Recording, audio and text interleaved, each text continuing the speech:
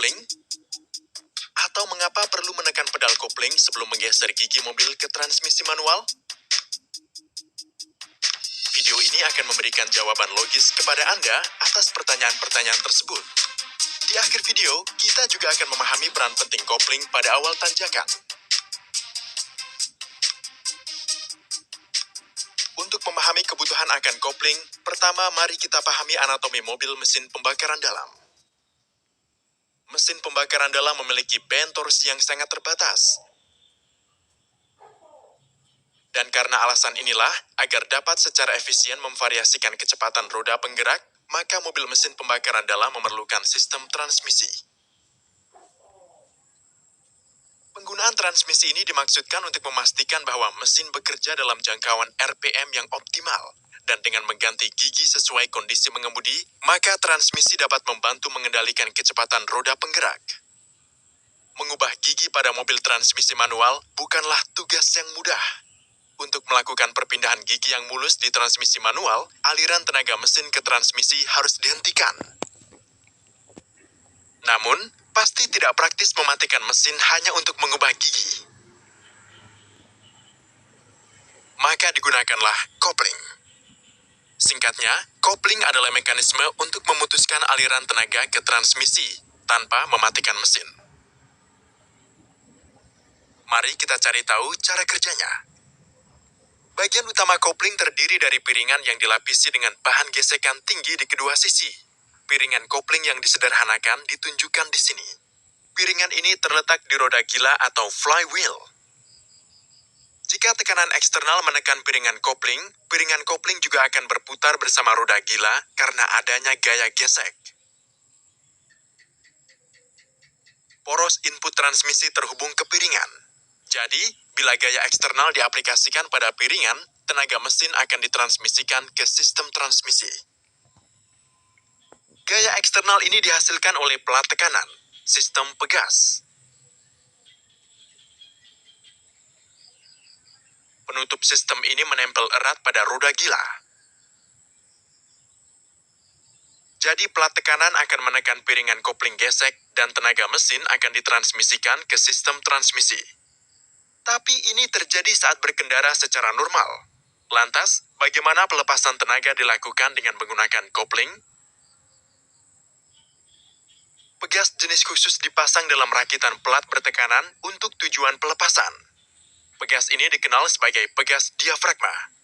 Untuk lebih mengetahui tentang pegas diafragma ini, anggap saja gerakan pegas diafragma berada tetap di sekitar lingkaran.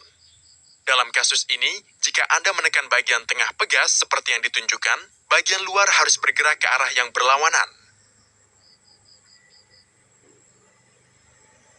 Pegas diafragma berada di antara pelat tekanan dan penutup. Untuk lebih memahami konfigurasi ini, mari kita lihat bagian penampang rakitannya. Bagian luar pegas diafragma dihubungkan ke piringan tekanan. Ini berarti jika Anda menekan bagian dalam seperti ditunjukkan, piringan tekanan akan menjauhi piringan gesekan. Dengan demikian, aliran tenaga akan berhenti.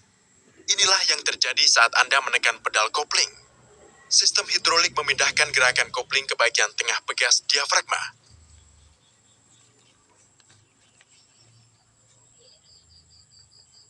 Saat pegas diafragma ditekan, aliran tenaga dihentikan. Selama proses ini, Anda bisa melakukan perubahan gigi. Pedal kopling dilepaskan setelah penggantian gigi dan aliran tenaga berlanjut lagi. Begitulah cara kopling bekerja. Dalam kopling yang sebenarnya, Anda bisa melihat beberapa koil pegas dalam piringan kopling. Apa fungsi dari pegas-pegas ini? Pegas digunakan untuk pengaliran tenaga mesin. Jelas bahwa hub dan piringan tidak terhubung secara langsung. Tenaga mesin pertama mencapai piringan, lalu ditransfer ke pegas, dan akhirnya ke hub output.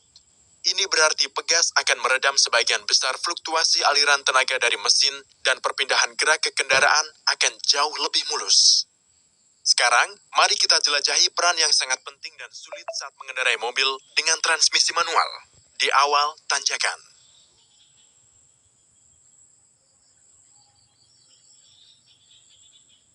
Bahkan di dalam adalah mobil tanpa rem tangan, Anda bisa menggunakan teknik kopling ini untuk memulai menaiki tanjakan. Pada awal tanjakan, mulanya pedal rem dan kopling ditekan saat mesin menyala. Sekarang, lepaskan pedal kopling sedikit demi sedikit sampai terasa gigitan kopling. Gigitan kopling bisa dirasakan oleh kaki Anda. Mungkin akan terasa seperti mesinnya menggigil. Pada titik ini, kendaraan tidak akan berjalan, bahkan jika Anda melepaskan pedal rem. Kopling yang dilepaskan sebagian bekerja seperti rem. Sekarang, Anda bisa menekan pedal gas dan mobil akan bergerak maju.